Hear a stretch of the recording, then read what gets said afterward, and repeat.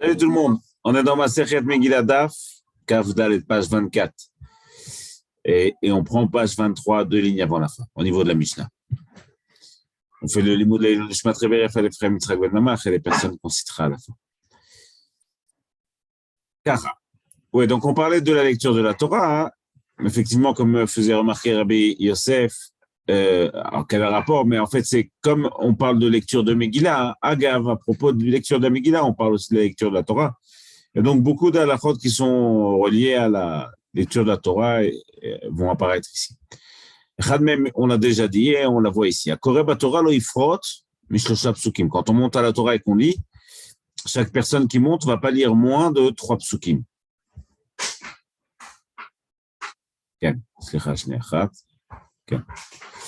ולא יקרא למתורגמן יותר מפסוק אחד. Et parce que c'était l'usage à l'époque, celui qui va traduire, le meturgaman, ne lit pas plus qu'un pasuk. D'ailleurs, non, un pasuk qui lit, celui qui lit à la Torah, un pasuk traduit, et ainsi de suite. Donc, une personne qui est à côté du lecteur et qui traduit. Et la Gemara continue, elle dit Ouve Navi, donc quand on lit dans le Navi, donc dans l'Haftarah en fait. Shlosha, c'est-à-dire que celui qui traduit, il peut lire 3. Rachidi, Mirtse, Velo Echpatlan, imité. Il peut lire plus celui qui traduit parce qu'on a moins peur de l'erreur. C'est moins grave s'il se trompe. Pourquoi? Dans la Torah, c'est des mitzvot qui sont donnés, des halachot. C'est très grave de se donner, il y a une aura. Alors que dans le Navi, il n'y a pas de mitzvot qui sont donnés. Alors c'est vrai qu'on nous raconte des choses, il y a des réprimandes, il y a des choses qui encouragent à faire tchouva, etc. Ben, il n'y a pas de mitzvah qui est donné, il n'y a pas de règle qui est donnée. Donc l'erreur est moins grave. Donc celui qui traduit peut lire plus. Hayu shloshtan shalosh parashiot korin echad echad. En revanche, l'Ichora ici, c'est dans l'Haftarah. Lorsque, on a dit que dans l'Haftarah, on a dit que dans l'Haftarah, il peut lire plusieurs versets en même temps. Aval, si chaque verset, c'est une paracha, c'est-à-dire c'est un sujet à part entière, alors on lit un. Et nous, on lit chaque sujet indépendamment. Medalgin Banavi, dans le Navi, on peut sauter, on peut passer d'un endroit à un autre. Ve'en medalgin baTorah, mais on ne fait pas ça dans la Torah, on ne saute pas d'un endroit à un autre dans la Torah. Et Rachid dit ici, parce que celui qui écoute la Torah lorsqu'on saute d'un endroit à un endroit, il risque de perdre son attention et il écoutera plus ce qu'on est en train de dire. Il va perdre le fil en fait. Ve'atkama ou medaleg, combien on peut sauter? Donc là, a priori, on parle dans le Navi, quand on lit l'Haftarah. Le temps que le traducteur traduit ce qu'il a à traduire. En fait, l'idée, c'est de ne pas rester avec des vides, des blancs, parce que ça gêne le tzibour. Souvent, c'est une préoccupation très importante chez Chachamim, ne pas faire attendre le tzibour stable. Donc, la Gemara pose la question, quelle idée de lire 3 versets à minima pour celui qui monte à la Torah. Rav Asi dit que c'est contre Torah, Nevi'im et Ktuvim. C'est-à-dire que comme si il faut qu'il lise un verset et que chaque verset représente une entité dans le Tanakh. Donc chaque personne qui monte, elle va prendre une part dans le Tanakh. Et donc il faut qu'elle lise minima 3 versets. Et donc, on reprend ce que disait la Mishnah, c'est que il faut que celui qui traduise verset par verset. Vous avez Gimel Psukim, mais dans les Nevi'im, 3 versets. Et là, il reprend exactement la Mishnah. Et si chaque verset, c'est un sujet à part entière, alors il faut le lire indépendamment. Kegon, et la Gemara, en fait, va donner un exemple. Elle se situe par exemple, dans Ishaïa ou chapitre 52, hein, c'est ce qu'il y a ici, les versets 3, 4 et 5, qui sont 3 versets qui sont l'un après l'autre, mais en vérité, chaque verset est un sujet à part entière. Donc là-bas, il faudra faire attention à traduire chaque verset de manière indépendante. L'exemple qu'il donne, c'est Kegon, Kiko Amar Hashem, Chinam Nimkartem, vous avez été vendu gratuitement, et le personne, Ken Chinam derrière. Et le passage d'après, Kiko Amar Hashem, Elohim Mitzrayim Yaradaimi Barishona. C'est le deuxième verset. Ve'ata malecha malipo neum Hashem, et la troisième névoie qui est une autre névoie différente des deux premières. Mais enfin, étant donné que c'est trois sujets différents, alors on traduit trois versets indépendamment. Medalgin ben Aviv et Medalgin Batorah. Donc on a dit qu'on peut sauter dans le Navi, mais on ne peut pas sauter dans la Torah. Là, on va objecter quelque chose qui est dans ma Sechet Yoma et que nous, on connaît parce que c'est comme ça qu'on fait à Kippour. À Kippour, on lit Parashat Achemot et on lit dans Parashat Emor. Et évidemment qu'on saute d'un endroit à un autre. Alors, c'est vrai que c'est Maftir, mais on saute de Achemot à Maftir. Le Kohen aussi, il lisait à l'époque du Beth Amikdash, il lisait la même chose. Et on nous raconte ça dans ma Sechet Yoma, dans le traité de Yoma. Et là-bas, on nous dit que effectivement ça se passait comme ça et qu'il sautait. Alors, là-bas, il y a des svarot et des manières d'expliquer ce qu'il faisait. Dans les faits, on voit bien qu'il sautait d'un passage à un autre dans la Torah. Donc, la Gemara va objecter, elle va dire Korin Achremot ve'achbe asor. Tu vois bien qu'on est dans Parashat Achremot, après on saute. On va dans Parashat Emor, achbe asor. Ve'akam daleg. Tu vois bien qu'il saute. Marabaye la kasha. Non, il n'y a pas d'objection. Kan bichdé sheyifsok katurgeman. Ve'chan bichdé shelo yifsok katurgeman. Il a dit non, il n'y a pas d'objection. Là, quand on dit qu'on ne peut pas sauter, c'est quand la traduction est tellement. En fait, il va sauter, mais ça va prendre plus de temps que ce que le traducteur va traduire. Donc, on va se retrouver avec un blanc. Et là où on dit qu'on peut sauter dans à Kippour, c'est parce que la traduction va prendre suffisamment de temps pour qu'il ait le temps d'arriver assez proche l'un de l'autre à la deuxième paracha, celle vers laquelle on saute. Elle va dire, mais putain, cette excuse, elle est bonne, certes, mais tu me l'as déjà dit pour le Navi. En fait, c'est la raison pour laquelle tu as permis de sauter d'un passage à un autre dans les prophètes. Là-bas,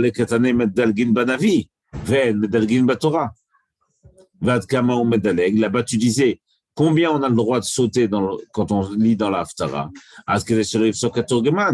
Le temps que le traducteur traduise ce qu'il a à traduire. Donc, tu vois bien que cette excuse, elle est venue pour permettre dans la Haftara de passer d'un passage à un autre, mais pas dans la Torah. Alors, comment tu peux objecter ça, Abaye? Mais klal de Torah, klalo. Elle a amar Abaye va donner une autre réponse à Kasha. Kan benyan echad, kan bishte inyanot. Ici, c'est quand c'est un seul sujet, et là-bas, c'est quand c'est deux sujets. Ma kavana. Dans la Torah, quand c'est un seul sujet, on a le droit de sauter le temps qu'il y a pour traduire, parce qu'en fait, on reste dans le même sujet. Ici, dans Parashat Kippour, c'est Acharemot et après, c'est Achbe Asor. C'est le même sujet. Donc, on peut laisser le traducteur traduire et nous, on va sauter un autre passage, mais ça sera le même sujet. Un Inyan ici. À Darshav, on a dit qu'un sujet, c'était une paracha, mais c'était un sujet continu. Mais un Inyan, c'est un sujet général. Et bien, mettre la braïta dit ce qu'on vient de dire. Dans la Torah, tant que on est dans le même sujet, dans le même contexte, on va dire plutôt. Alors, on peut passer d'un passage à un autre, mais pas plus que ce que le traducteur va prendre comme temps pour traduire, parce que la préoccupation, c'est toujours petit 1 que le tzibour ne souffre pas de temps mort. Il ne faut pas laisser attendre le tzibour bêtement. Et petit 2, il faut faire en sorte que le tzibour puisse garder son attention. Et ça, c'est très important. Donc, on va limiter les sauts et on va limiter le temps que ça va leur prendre de lire. Donc, dans le Navi, c'est moins important, donc on peut faire plus. Vous n'avez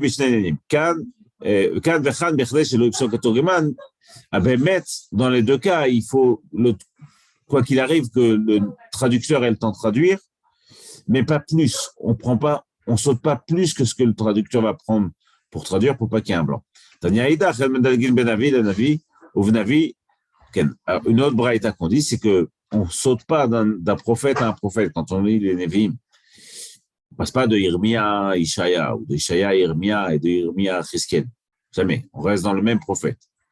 El medagim minavi l'navi. Uvnavi shel shnei masar medaleg.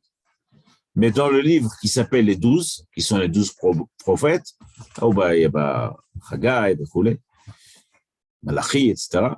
Là-bas, on peut sauter comme c'est considéré comme un livre, alors on peut sauter d'un prophète à un autre. Mais tant qu'il ne fait pas de la fin jusqu'au début, c'est-à-dire qu'on peut sauter seulement en avant, du premier jusqu'au deuxième, troisième, donc on peut sauter en allant en avant, mais pas en revenant en arrière. Parce que ça aussi, c'est mes balbelles. Les gens qui écoutent, ils vont perdre pied. Donc, Mishnah Chadasha, Amaftir ben Avi ou Pores al Shema. Alors, ça, c'est une habitude qui était donnée. Celui qu'on va inviter à faire l'Aftara, donc à monter Maftir. Maftir, c'est une montée en plus, un passage de la Torah qu'on dit en plus, mais c'est juste parce que on ne veut pas comparer la Torah au Navi, donc celui qui va monter à l'Aftara, il va aussi lire un passage dans les prophètes, dans le Navi. Celui qui va monter à l'Aftara, on lui donne aussi le kavod de faire le Tchaliar Tzibour. La reine, Amaftir ben Avi ou Pores al Shema. C'est lui qui va faire les brachot de Shema. Ve'over lifnat teva, il est Tchaliar Tzibour. Ve'onoset kapab, il fait birkat kohanim. Et s'il n'est pas Kohen, alors il fera Barach Elokenu, Barachenu v'beracham shel batorah. Ve'imaya katan, et si c'est un enfant, puisqu'on a vu qu'un enfant, il peut monter ou lire dans le maftir, aviv ou rabo ovrin al yado. Son père ou son rave se mettent à côté et eux feront Shaliar Tzibour et le Kaddish et le Yotzer, etc. Et lui, il lira ce qu'il a à lire. Katan Kore Batorah, un enfant, il peut lire à la Torah. Au Metargem, et il peut traduire aussi. Aval, donc là, Kavana, c'est qu'il peut lire dans les 7, il peut faire partie. Aval, et non pour rester Shema. Un enfant, moins de 13 ans, on ne le fait pas monter pour les brachot du schéma. Ve'eno over l'ifnat teva, il ne peut pas non plus être Shaliar Tzibour. Il faut être au moins bar mitzvah. Pourquoi? Parce que lui, il n'est pas obligé de faire, enfin, il n'est pas mechouyav, il n'a pas cette obligation de faire la tefila. C'est bien qu'il le fasse, évidemment, c'est une mitzvah de chinour, c'est pour l'éduquer, mais il n'a pas une obligation de faire la tefila, alors que ceux qu'il est en train d'acquitter, ils ont, oui, cette obligation. Et ne peut acquitter quelqu'un d'autre que celui qui a la même obligation, qui a le même degré d'obligation. La reine d'un enfant ne peut pas nous acquitter quand il est Shaliar Tzibour. Et non, Noset Kapav. Et il ne fait pas non plus Birkat Kohanim. Ça, c'est pour un enfant. S'il est Kohen, il ne fait pas Birkat Kohanim. Rachidi, Im Kohen Hu, Shen Kavod Shel Tzibour Liot Kfufin et Birkato. Ce n'est pas respectable pour le Tzibour qui vont dépendre de la brachat Kohanim d'un enfant. On dépend de sa brachat d'une certaine manière. Alors, c'est pas Kavod pour le Tzibour que ce soit un enfant qui fasse Birkat Kohanim. בכל אופן, איפה אנחנו כן? קטן קורא בתורה מתרגם מהבנה, כן? ואינו עובר על טבע ואינו נושא את כפיו. Un autre dîne qu'on a vu, c'est Pocheach, qu'on va voir, c'est Pocheach. Pocheach, alors il y a une machloket ici entre Rashi et certains des Achronim, des Rishonim. Qu'est-ce que ça veut dire Pocheach? Pocheach, ça veut dire qu'il y a une partie de son corps qui est dénudée. Et l'Ichora, pour Rashi, c'est les jambes, a priori, ou le haut des jambes. Pour le Shulchan Aruch, ce sera plus les bras, ou alors des habits déchirés sur le haut de son corps. Donc, soit le ventre, soit les épaules, soit à filou des épaules et plus bas. Alors, tout ça, ça s'appelle Pocheach. Donc, chaque posek en fonction de ce qu'il pense que ça veut dire. Là-dessus, il y a marqué Poré, c'est Shema, il peut faire la bracha, la première bracha de Kriyat Shema, ou Metargem et traduire, Avaleno Koreh Batorah, mais il ne peut pas lire à la Torah parce que ce n'est pas kavod pour la Torah. Ce n'est pas respectable de mettre que quelqu'un qui est à moitié dénudé lise à la Torah. Veno over l'ifnat teva, il ne peut pas non plus être Shaliar Tzibour. Veno dans cette capable, il ne fera pas non plus Birkat Kohanim. Souma, quelqu'un qui est aveugle, pourrait cette Shema, il peut faire Birkat Kriyat Shema ou Metargem et traduire. Rabbi Yehuda Omer, lui, Rabbi Yehuda va mettre une petite nuance, il va dire non, pour les brachas du Kriyat Shema, il y a un problème, c'est parce que là-bas, il y a marqué Yotzer Or. On parle des Meorot, c'est un Meorot, et les astres. Et donc, pour Rabbi Yehuda, quelqu'un qui n'a jamais vu les astres, eh ben, il peut pas faire cette bracha et acquitter les autres. La reine Rabbi Yehuda dit, Omer, Kol Shelo Ra'a Meorot, celui qui n'a jamais vu un astre de sa vie, une lumière, un astre. Et non, pour cette Shema, il ne peut pas faire cette bracha, puisque cette bracha, elle vient remercier Hachem pour cette création, et lui, il ne la voit pas. Donc, la Gemara dit, Maïta'ama. Quelle est la réponse? Quelle est la raison? Mastomat, quelle est la... Sikha. Pour quelle raison, allez, on reprend le premier sujet, pour quelle raison celui qui va faire la haftara, on va lui donner le kavod d'être shaliach tzibur et de faire la gdusha, le yotzer, etc. Pourquoi? Rav Papa Amar Mishum Kavod. C'est par respect pour cette personne. Alors pourquoi? Parce qu'en fait, celui qui monte maftir, d'une certaine manière, il a reçu moins que les autres. Les 7 qui sont montés, ils ont reçu un passage de la Torah, ils vont lire à la Torah. Lui qui viachol, il lit dans le Navi, il lit dans les prophètes. Donc c'est comme si qu'il avait reçu un peu moins que les autres. Alors comme sort de dédommagement, on va lui faire le kavod de monter shaliach tzibur. לכן אומר רב פאפא משום כבוד. רבא בר שימי אמר משום דעתה ליצויה. Rava bar Shimi lui va donner une autre raison qui, a priori, est très ressemblante. Il dit c'est parce que ça va apporter des marloquettes. Il va y avoir des disputes à cause de ça. Rachid dit ici, Ani maftir, moi je fais maftir, et toi tu montes devant la teva, ça va faire une marloquette, donc il ne le fait pas. Donc on ne fait pas ça, donc on lui donne tout. C'est quoi la différence entre les deux? Puisque ben, mettre les raisons, on la même, puisqu'on comprend que celui qui a fait maftir, qui vient il a reçu beaucoup plus. La réponse d'Agmara, la différence, c'est quand celui qui va monter shaliach tzibur, il fait ça gratuitement. Daino. C'est comme si l'Agmara dit, personne ne va se battre. Si c'est gratuitement, personne ne va aller se battre pour faire shaliach tzibur. Donc, il ne va pas vraiment y avoir de marloktot. Si BMS, tu penses que la raison, c'est qu'il risque de se battre parce qu'il y en a un qui a eu plus que l'autre, et visiblement, c'est une question de est-ce qu'il va être payé ou pas, parce qu'on comprend qu'ils vont arriver à se battre. Donc, si c'est ça la raison, BMS, à ce moment-là, quand c'est dans un endroit où on ne paye pas, alors il n'y aura pas besoin de lui donner à faire shaliach tzibur, puisque de toute manière, on ne paye pas. Si tu dis que c'est une question de kavod, alors même dans un endroit où on ne paye pas, il faudra lui donner, parce que Kiviachol, d'une certaine manière, il a reçu moins que les autres. Donc dans les mots, l'Agmara dit Ika Benayu, David Bechinam. Snan, dans notre mission, on dit la chose suivante. Veimaya Katan, si c'est un enfant qui dit maftir, Aviv ou Rabo Ovrin Aliado. Son père ou son rave le remplace pour faire shaliach tzibur, parce qu'on a vu que celui qui monte maftir, on lui donne aussi shaliach tzibur. Et l'Agmara dit Yamarta Mishum. Nitsuye, si c'est une question de dispute pour qui va recevoir de l'argent ou pas, Katan bar Nitsuye, où est-ce qu'il va recevoir de l'argent? Elamai Mishum Kavod, Katan bar Kavodu, la Gemara répond, mais c'est pas non plus une preuve pour dire que c'est la raison pour laquelle on donne au maftir toutes les filotes à faire, c'est pas non plus une raison de Kavod, puisque un enfant, il n'a pas de Kavod sur ce sujet. Elaïka Kavod Aviv, Kavod Rabo, réponse de la Gemara, Behemet, Nachon, il y a le kavod de son père ou le kavod de son rave, parce qu'on a vu que le père ou le rave le remplace pour faire la tfila. De la même manière qu'on transmet le kavod, de la même manière on transmet les disputes, et donc les parents, le père d'un tel, il peut se disputer avec le père d'un autre, parce que celui-là, il est monté maftir et l'autre, il a pris la tfila.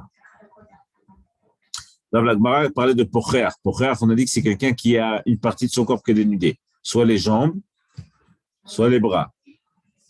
Pocher, il peut faire la première bracha, on avait dit, mais on avait dit qu'il ne peut pas monter à la Torah ou lire à la Torah.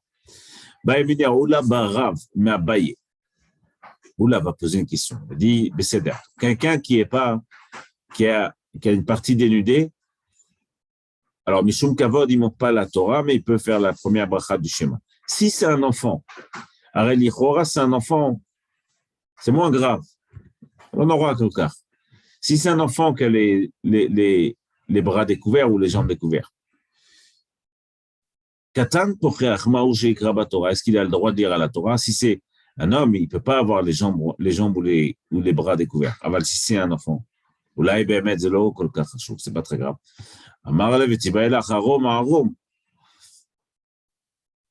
Tu poses la question, Mehmet, s'il était dénudé, Mazem Shane. De la même manière, ce ne serait pas respectable pour le tzibour s'il était dénudé, alors, enfant, alors, au gadol, alors, dénuder une partie de son corps quand il y a Torah, c'est pas non plus respectable pour le Tzibour. Et donc, c'est l'homme chané. Que ce soit un enfant, un grand, on va dire que ça saute. S'il n'est pas recouvert comme il faut, il ne pourra pas lire la Torah. Alors, la Gemara pose la question suivante, elle reprend la Mishnah, elle dit Souma pour el Shema. Un aveugle, il peut faire Birkat Kriyat Shema. Tania. Une braïta qui dit Amroul les Rabbi Yehuda. Rabbi Yehuda, là-dessus, disait que quelqu'un qui n'a jamais vu les astres, il peut faire une bracha sur les astres. Or, c'est la bracha qu'on fait dans le Yotzer, c'est la première bracha du Kriyat Shema. Yotzer, Or, Borchosher. La Gemara va poser une question subtile à Rabbi Yehuda. Il dit beaucoup parlent du char divin et font des drachot dessus, ils expliquent. Mais personne n'a jamais vu ça. À part le navire Esquel qui a vu ça, mais des hommes, personne n'a jamais vu ça. Et tu vois bien que tout le monde parle de ça et fait des drachot dessus. Mais Rabbi Yehuda, il répond à ça, non. Quand on parle de faire une bracha sur les astres, le soleil, la lune, la lumière, la création, là-bas, c'est parce que la personne qui fait la bracha, elle profite de ça. Mais dans le Maaseh Merkava, dans le char divin, c'est une question de compréhension. C'est ce que tu arrives à comprendre, et sur ce que tu arrives à comprendre, bah, tu vas profiter de ce que tu arrives à comprendre. Ça dépend de ton degré de compréhension, pas de ton degré de profit direct. Ça dépend de ce que tu vas réussir à comprendre. Celui qui se concentre et qui apprend bien, il va comprendre. Là, dans la bracha qu'on fait dans le Yotzer, pour remercier Hachem sur la création des astres, c'est de ce qu'on profite des astres, le soleil, la lune, etc. Et donc, vadaï que pour lui, il ne pourra pas le faire. Et lui, il n'a pas de ana, ça, il ne profite pas de ça. Et Gemara dit, si c'est ça, Rabbanan, quoi, alors un aveugle, selon Chachamim, il profite des astres. C'est la Gemara dit, oui, mais mettre qui Rabbi aussi, comme Rabbi aussi. Rabbi aussi fait une dracha dans la Torah, de Tanya. Amar Rabbi aussi, Kol Yama Yaiti Mitzter al Mikraze. Il y a un passouk dans la paracha des Klalot, dans la paracha de Kitabos, si je ne me trompe pas, où il y a marqué Vaïda Memashesh Batsaoraim, Kacher Yemashesh Haiver Ba'avera. Tu seras en train de palper, c'est une klala qu'on fait sur l'âme Israël. On dit qu'à bout d'un moment, s'ils font du Avodazara, alors ils seront abandonnés, ils seront dans l'obscurité totale. Et là-bas, Hachem dit au Am Israël, tu seras comme un aveugle. Tu essaieras de palper, de tâter ton terrain et l'endroit où tu marches, comme un aveugle qui fait ça dans l'obscurité. Vaïta Memashesh Batsaorai, toi, bon, on reprend la traduction. Toi, Am Israël, tu essaieras de tâter, de palper ton terrain en plein après-midi, comme le fait un aveugle dans l'obscurité. Et la question que se posait Rabbi aussi sur ce passage, qui dit qu'est-ce que ça change à l'aveugle qu'il fasse jour ou qu'il fasse nuit? Pourquoi la Torah dit comme un aveugle qui fait ça dans l'obscurité? Ça change quoi à l'aveugle qui fasse jour ou nuit? Jusqu'à ce qu'une fois est arrivée une histoire. Et j'ai sauf compris cette histoire, ce passage. Une fois, j'étais en train de marcher dans l'obscurité en pleine nuit. J'ai vu un aveugle. Il marchait en pleine nuit avec une torche dans les mains. J'ai dit à Rabbi aussi, qu'est-ce que tu vas faire avec cette torche? Arrêtez aveugle. Pourquoi ça peut t'aider? Amar, lui, il m'a dit, il a dit, tant que j'ai la torche dans ma main, les gens, ils peuvent voir que je suis là et venir m'aider. Alors, moi, c'est vrai qu'elle ne sert à rien, mais ça peut servir aux autres à venir m'aider. Alors, si je n'ai pas d'avocat, si je n'ai pas cette torche, alors personne ne me verra, je serai seul et personne ne viendra m'aider. Kol zman, she'avuka beyadi, ben adam roin oto, matzilin oti mina pratin, ou mina kotin, ou mina barkanin. On me sauve des trous et des herbes, etc. Permettre que l'aveugle, donc, il les fait acheter à autres. L'aveugle peut aussi faire la bracha de Yotzer, à Meorot, des astres, même si lui n'a jamais vu les astres, n'en a jamais profité. Al-Bechol-Ofen, il profite du fait que les autres profitent des astres, et donc indirectement, lui, il a un profit de ça, donc il peut faire la bracha, donc il peut être Shaliach Tzibur. Donc, Mishnah Chadasha, Kohen sheyesh biyadav Moumin. Un Kohen qui a des défauts. Là, on ne parle pas de défauts qui sont forcément des défauts qui jouent dans la Keuna pour les korbanot. Rashi explique ça, on parle de défauts qui sont visuels et essentiellement sur les mains ou les pieds. S'il a des défauts, il ne peut pas faire Birkat Kohanim. Pourquoi? Alors, Rashi rapporte ici une raison. Parce que s'il a des... Ah, c'est Rachou, toujours, je vous le dis. S'il a des défauts sur les mains ou les pieds, alors il risque d'attirer l'attention. Et les gens qui reçoivent la bracha, donc le Kal, ils vont regarder le Kohen. Or, Rashi dit que comme pendant Birkat Kohanim, la Shrina passe au travers des Kohen pour venir bénir les béné Israël, celui qui regarde les Kohanim pendant Birkat Kohanim, ça porte atteinte à ses yeux. Ses yeux sont faibles, s'affaiblissent.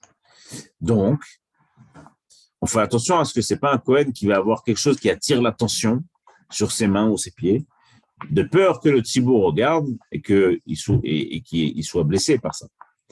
Zachel la Mishnah dit la chose suivante. Kohen shesh be'adav mumin, lo yisad kapa. Il peut faire Birkat Kohanim. Rabbi Yehuda Omer, af mishayu yadav tzvot stis. Même si quelqu'un a les mains avec de la peinture ou des taches bleues, lo yisad capable. Lui non plus, parce que de la même manière, il va attirer l'attention. Mais ça me chaîne. Kacha ou kacha, on ne veut pas que le tzibur regarde les Kohanim pendant la Birkat Kohanim. Mais pnei she'am mistaklin bo, parce que le peuple, il regarde. La Gemara pose la question, elle dit Tana. Les défauts dont on parle, c'est dans le visage, sur les mains ou sur les pieds. Amar Rabbi Yosha ben Levi, Yadav bohakniyot, lo yisa et capable.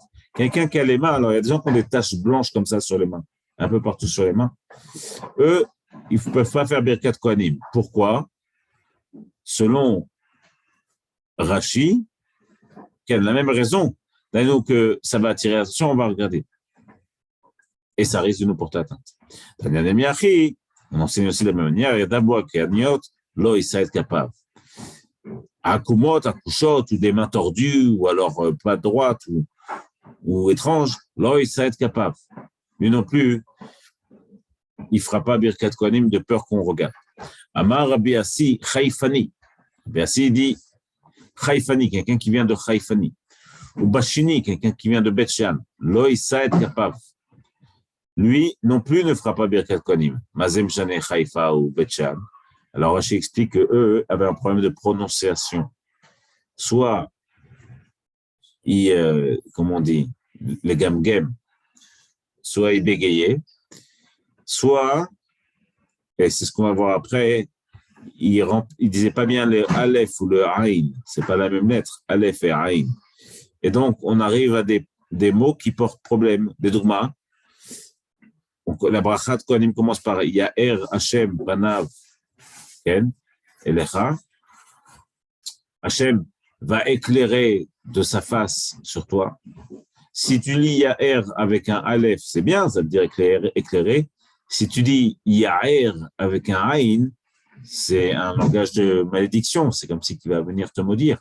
Et donc, on ne peut pas se permettre que le Kohen fasse une erreur entre Aleph et Aïn au moment où il fait Birkat Kohanim. Donc, les Chaïfanim et les Baïchanim, ceux qui venaient de ces endroits-là, qui n'avaient pas une prononciation claire des lettres, ne pouvaient pas faire Birkat Kohanim. Donc, dans les mots. Lo yisa et capable. On dit aussi, El Moridin, Ifnateva, Loan Shebetchan, Loan Shebet Haïfa. On ne fait pas passer comme Shadiar Tibour, ni les gens de Haïfa, ni les gens de Bet-Shan. Évidemment, ce n'est pas d'actualité aujourd'hui, puisque les gens de Haïfa et de Bet-Shan prononcent comme les Yerushalmim. Velo, Anche Tivronin, et ni non plus les gens de Tivon, mais pnei shekorin l'alfin aïnin, parce qu'ils inversent entre le aleph et le aïn, mais le aïnin alfin, et entre le aïn et le aleph. Le Shulchan Aruch rapporte cette halakha, le Rambam aussi, c'est nifsak l'halakha.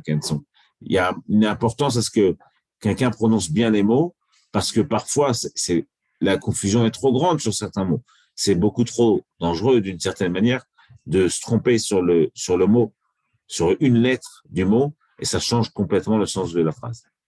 Amar le Reb Chia le Reb Shimon bar Ravi. Reb Chia dit Reb Shimon, il malé ata Lévi, si tu avais été Lévi, pasoul ata.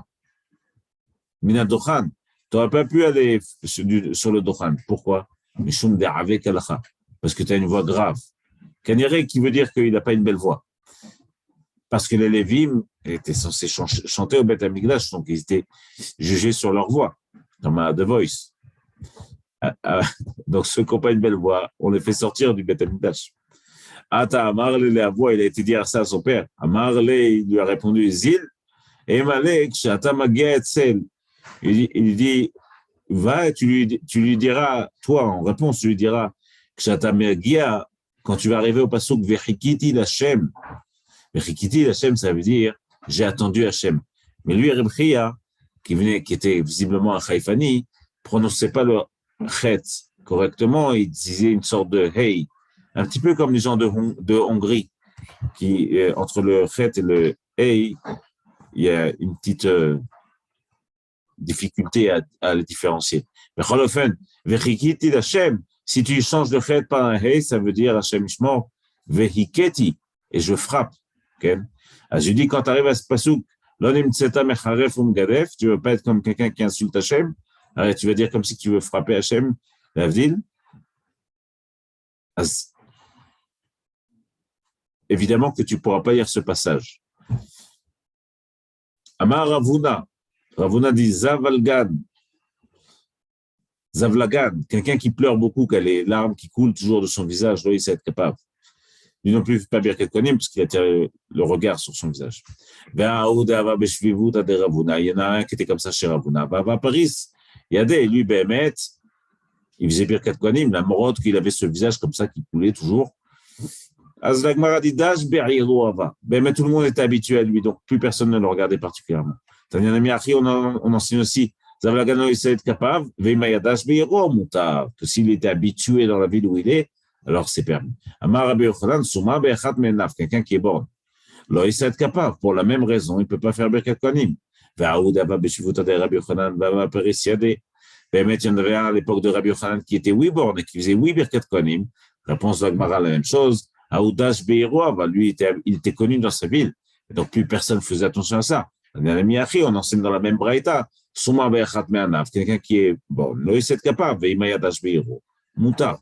Normalement, on ne doit pas faire Birkat Kohanim parce qu'il ne peut pas attirer le regard sur lui, mais si tu l'es connu dans sa ville et que plus personne fait attention à ça, c'est moutar. Rabbi Yehuda Omer, Mishayu Yadav Tzvot, il sait être capable. Là-bas, à la fin de la Mishnah, Rabbi Yehuda a rapporté que celui qui a les mains peintes, qui a de la couleur ou de la peinture sur ses mains, donc lui, il ne peut pas faire Birkat Kohanim parce qu'il va attirer le regard sur ses mains. Tana Imrov Ansheir Menachtan Bekach, moutar. Donc, Mara dit, si tous les gens travaillent, où il y a beaucoup de gens qui travaillent dans ce métier, beaucoup d'imprimeurs, les dogmas, alors c'est moutard, parce que ça, personne ne fera attention à ça. Donc, Mishnah Chadasha, Omer Eni envers l'Ifnateva Betsivornin. Là, c'est à l'époque, les Notzrim, soit les non-juifs ou et les chrétiens, avaient l'habitude de celui qui faisait l'office était pieds nus et portait des habits blancs. Donc, si un jour on rencontre un on lui dit, vas-y, Bechavod, monte chez l'Erzebourg, et qui dit, non, moi, je ne monte pas si je suis pas habillé en blanc, ou alors, si j'ai des chaussures, donc tout de suite, on va faire attention à lui, parce que Canirik, il est du mauvais côté. Alors, Omer Eni Envers, en tout cas, il n'est pas du côté, il n'est pas avec les Juifs, et certainement pas pour la tefila. Alors, Omer Eni Envers, l'Ifnateva Betsivonin. Je ne fais pas la tefila si je suis habillé avec des habits de couleur. On lui répondra, même si tu es habillé en blanc, tu ne la feras pas maintenant. Besandal en vert, a fait rêve, s'il dit que je ne fais pas la tefila quand j'ai mes chaussures, tu lui répondras que même pieds nus, il ne la fera pas. Alors, cette filato à Goula, celui qui fait cette filine rond, sakana, c'est dangereux. On va voir pourquoi. Ve'en ba mitzvah, il n'a pas fait la mitzvah. Nitnal mitzro, il a mis ça sur son front, ici pour être plus exact. D'ailleurs, c'est comme si que quand il y a marqué Ben Enecha dans le schéma, Ben Enecha, tu mettrais Tfilin entre tes yeux, comme si il prend au pied de la lettre et met Tfilin ici. Et donc, à travers ça, il est mezalzel, il porte atteinte à Chazal. Donc, celui qui fait ça comme ça, au lieu de les mettre au bon endroit, c'est-à-dire ici, les mettre, lui aussi, on est Rochdim, on considère que Kanirek, c'est pas quelqu'un qui respecte Chazal, donc on ne peut pas le rentrer ni comme c'est dit Artibour, ni quoi que ce soit.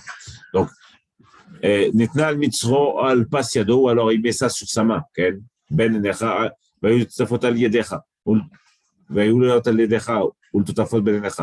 Donc, à yadicha, il met ça sur sa main. Ou alors ici, il met ça sur sa main pour faire comme c'est écrit, qui viachol, selon le sens simple du pasuk, à réseau derech haminut. Ça, c'est des gens qui changent le sens de la Torah. Et nous, ils refusent l'enseignement que Chazal nous eux-mêmes ont reçu de Moshe Rabbeinu et nous ont trompés. Et donc, ils trompent l'enseignement que Chazal nous ont transmis. Tzipan Zahav, il a recouvert cette filine d'or, Venetna al beton koli, ou alors il l'a mis sur ses manches, shelo, arezé derech hachitzonim. Ça, c'est la méthode des chitzonim, ceux qui sont étrangers. D'ailleurs, ceux qui font un petit peu la manière comme ils le veulent, sans considérer ce que nous, on a comme habitude ou comme coutume, ou comme drachot. Le drama, ici, Rachidi, il y a marqué des ba'inan leot, il faut que ce soit leot, velo la acherim leot. Ça doit être un signe pour toi et pas pour les autres. Donc, ça doit être recouvert, mais pas sur l'extérieur des habits. Donc, évidemment, tu dois faire attention à ça. Bon. Pourquoi même mettre celui qui dit qu'il veut faire la tefila seulement quand il est habillé blanc, ou alors il est pieds nus? Le chachash, évidemment, c'est qu'il a changé de bord. Alors, cette filato agula sakana ben ba mitzvah. On prend le passage de la Mishnah, on dit que celui qui fait cette filine rond, alors, non seulement c'est dangereux, mais en plus, il ne fait pas la mitzvah.